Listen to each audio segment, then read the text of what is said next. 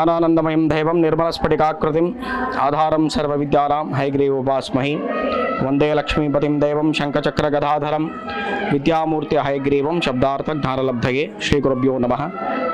KTVಯ ವೀಕ್ಷಕರೆಲ್ಲರಿಗೂ ಸ್ವಾಗತ.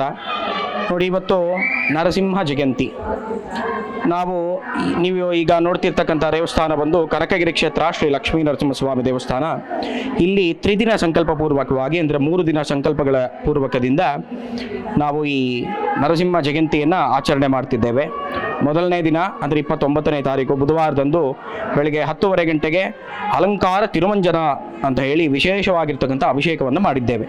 ಅಂದರೆ ಪಂಚಾಮೃತ ಅಭಿಷೇಕದ ಜೊತೆಗೆ ಅಲಂಕಾರ ತಿರುಮಂಜನ ಇನ್ನೂ ಭಾಳ ವೈಭವದಿಂದ ಮಾಡ್ತೀವಿ. ಜನರಲಿ ಈಗ ಎಲ್ಲ ಕಡೆ ಪಂಚಾಮೃತ ಅಭಿಷೇಕಗಳನ್ನು ಮಾಡಿಸ್ತೀರಾ. ಆದರೆ ಯಾತಕ್ಕೋಸ್ಕರ ಅಭಿಷೇಕ ಮಾಡಿಸ್ತೀರಾ ಅಂತ ಯಾರಿಗಾದ್ರೂ ಗೊತ್ತಾ? ಯಾತಕ್ಕೋಸ್ಕರ ಅಂತಂದರೆ ಕ್ಷೀರೇಣ ಕ್ಷೇತೆ ಪಾಪಂ, ಹಾಲಿನಿಂದ ಅಭಿಷೇಕ ಮಾಡೋದ್ರಿಂದ ನಮ್ಮ ಪಾಪಗಳು ಪರಿಹಾರ ಆಗುತ್ತೆ. ದದ್ನ್ಯಾ ಧನವಿವರ್ಧನಂ, ದಧಿ ಅಂದರೆ ಮೊಸರಿನಿಂದ ಅಭಿಷೇಕ ಮಾಡೋದ್ರಿಂದ ನಮಗೆ ಧನ ವೃದ್ಧಿ. ಧನ ಅಂತಂದರೆ ಹಣ ಮಾತ್ರ ಅಲ್ಲ, ಅಥವಾ ಧನ ಅಂದರೆ ಹಸು ಅಲ್ಲ, ನಮಗೆ ಬೇಕಾಗಿರ್ತಕ್ಕಂಥ ಅಷ್ಟ ಐಶ್ವರ್ಯಗಳನ್ನು ಧನ ಅಂತ ಹೇಳ್ತೀವಿ ಸಂಸ್ಕೃತದಲ್ಲಿ.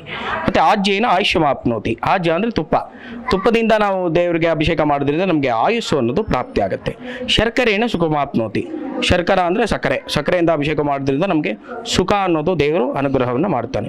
ಮಧುನ ಹಂತಿ ಕಲ್ಮಶಂ, ಅಂದರೆ ಮಧು ಅಂದರೆ ಜೇನುತುಪ್ಪದಲ್ಲಿ ನಾವು ಸ್ವಾಮಿಯವರಿಗೆ ಅಭಿಷೇಕ ಮಾಡೋದ್ರಿಂದ ನಮ್ಮ ಮನಸ್ಸಿನಲ್ಲಿ ಇರ್ತಕ್ಕಂಥ ಕಲ್ಮಶಗಳೆಲ್ಲ ಹೋಗಿ ನಮ್ಮನ್ನು ಪರಿಪೂರ್ಣವಾಗಿ ಶುದ್ಧಿಯನ್ನು ಮಾಡ್ತಾನೆ ಭಗವಂತ. ಅಂದರೆ ದೇಹ ಶುದ್ಧಿ ಅಲ್ಲ, ಮನಸ್ಸನ್ನು ಶುದ್ಧಿ ಮಾಡ್ತಾನೆ ಭಗವಂತ.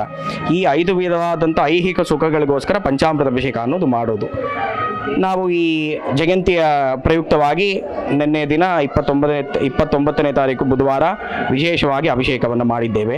ಇವತ್ತು ಬೆಳಗ್ಗೆ ಸುಪ್ರಭಾತ ಸೇವೆಗಳಿಂದ ಸ್ವಾಮಿಯವರಿಗೆ ಎಲ್ಲ ವಿಧವಾದಂಥ ಒಂದು 16 ಉಪಚಾರಗಳು, ಅಂದರೆ 16 ವಿಧವಾದಂಥ ಉಪಚಾರಗಳನ್ನು ಮಾಡ್ತಾ ಇದ್ದೇವೆ. ಇನ್ನೂ ಹಾಗೆ ನಡೀತಾ ಇದೆ ರಾತ್ರಿವರೆಗೂ.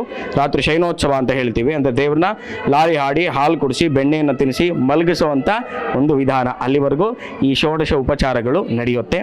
ಮತ್ತು ನಾಳೆ ಬಂದು ಸ್ವಾತಿ ನಕ್ಷತ್ರ. ನಾಳೆ ಬೆಳಿಗ್ಗೆ ಮೂಲದೇವರಿಗೆ ತಿರುಮಂಜನ ಇರುತ್ತೆ ಅಭಿಷೇಕ.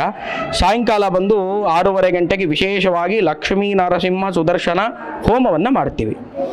ಲಕ್ಷ್ಮೀ ನರಸಿಂಹ ಹೋಮವನ್ನು ಮಾಡೋದ್ರಿಂದ ಕಾರ್ಯಸಿದ್ಧಿ, ನಾವು ಏನು ಮನಸ್ಸಲ್ಲಿ ನಮ್ಮ ಇಚ್ಛೆ ಇರುತ್ತೆ, ಏನು ಕೆಲಸ ಆಗಬೇಕು ಅಂತ ನಮ್ಮ ಇಚ್ಛೆ ಇರುತ್ತೆ, ಅದು ಬೇಗ ಈಡೇರಲಿ ಅನ್ನೋದಕ್ಕೋಸ್ಕರ ಲಕ್ಷ್ಮೀ ನರಸಿಂಹ ಹೋಮವನ್ನು ಮಾಡೋದು ಒಂದು.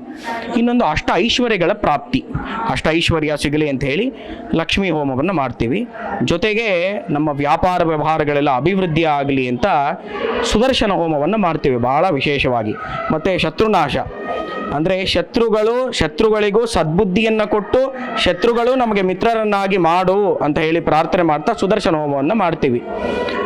ಅದಾದ ನಂತರ ಸ್ವಾಮಿಯವರ ಉತ್ಸವ ಇರುತ್ತೆ. ಈ ಎಲ್ಲ ಕಾರ್ಯಕ್ರಮಗಳು ಭಾಳ ವಿಜೃಂಭಣೆಯಿಂದ ನಡೆಯುತ್ತೆ.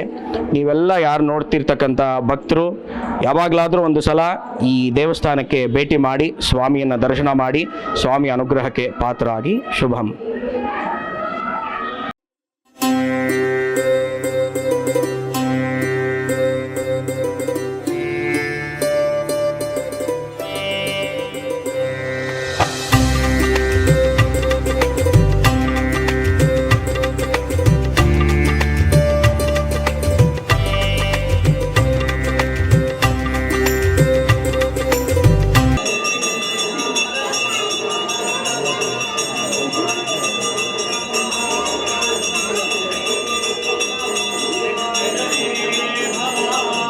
ದಿನ ಏನಾಯಿತು, ಈ ದೇವಸ್ಥಾನದ ಎದುರುಗಡೆ ಇರ್ತಕ್ಕಂಥವರು ಮುನಿನಿಂದಪ್ಪ ಅಂತಕ್ಕಂಥವರು ದಂಪತಿಗಳು ಅವ್ರ ಸ್ವಪ್ನದಲ್ಲಿ, ಅವ್ರ ಕದರಿಂದ ಬಂದಿರ್ತಕ್ಕಂಥವರು, ಅವರಿಗೆ ಸ್ವಪ್ನದಲ್ಲಿ ನಾನಿಲ್ಲಿ ನೆಲೆಸ್ಕೊಂಡಿದ್ದೀನಿ, ನೀನು ನನಗೆ ಒಂದು ದೇವಾಲಯವನ್ನು ಕಟ್ಟಿಕೊಡು ಅಂತ ಕೇಳಿದಾಗ ಅವರವರ ಪುತ್ರ ಆದಂಥ ಭಾಸ್ಕರ ರೆಡ್ಡಿ ವಿಜಯಮ್ಮ ಅವರನ್ನು ಕರೆದು ನನಗೆ ಈ ಥರ ಸ್ವಪ್ನ ಆಯಿತು, ಆದ್ದರಿಂದ ಈ ಒಂದು ದೇವಸ್ಥಾನ ಕಟ್ಟಿಸಬೇಕು ಅಂತಂದಾಗ ಭಾಸ್ಕರ ರೆಡ್ಡಿ ವಿಜಯಮ್ಮನವರ ಸಮಕ್ಷಮದಲ್ಲಿ ಅವರೇ ಮುಂದೆ ನಿಂತು ಈ 1.5 ಎಕರೆಯಲ್ಲಿ ಲಕ್ಷ್ಮೀ ನರಸಿಂಹಸ್ವಾಮಿಯವರ ಪ್ರತಿಷ್ಠಾಪನೆಯನ್ನು ಮಾಡಿಸಿದ್ದಾರೆ.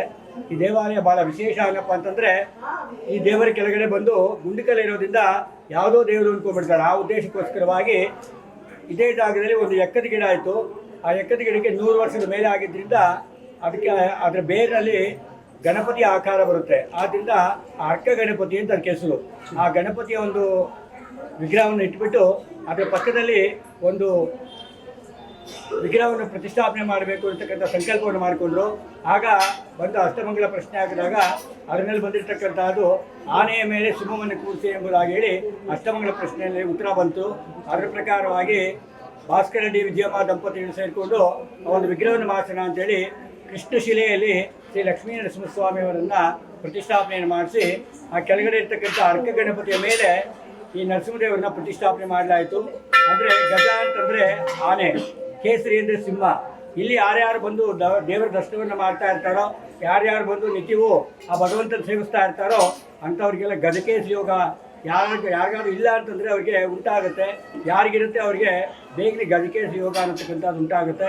ಆದ್ದರಿಂದ ಇವತ್ತು ನರಸಿಂಹ ಜಯಂತಿ ವಿಶೇಷವಾಗಿ ಎಲ್ಲ ಸಾವಿರಾರು ಜನ ಬಂದು ಬೆಳಗ್ಗೆಯಿಂದ ದರ್ಶನ ಮಾಡಿದ್ದಾರೆ. ಈಗ ತಾವುಗಳೆಲ್ಲರೂ ಕೂಡ ಬಂದು ಸ್ವಾಮಿಯ ದರ್ಶನ ಮಾಡಿ ಅವನ ಅನುಗ್ರಹಕ್ಕೆ ಪಾತ್ರ ಆಗಬೇಕಾಗಿ ವಿನಂತಿ.